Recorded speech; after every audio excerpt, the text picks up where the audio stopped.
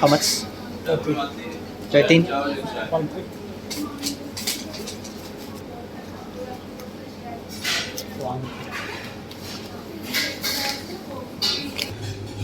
So guys, natapos na akong kumain for 12 reals plus isang coffee piso, so 13 lang. Makakakain pa ba yan sa Pilipinas yung 13? Wag mo lang i-convert.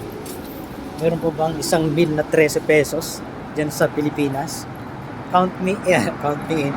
Comment na sa section box kung meron pa. Okay, bye-bye.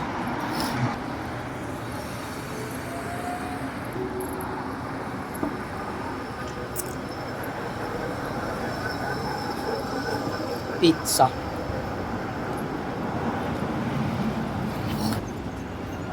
Bye guys. Follow my Facebook page, Dennis Sarmiento Mota.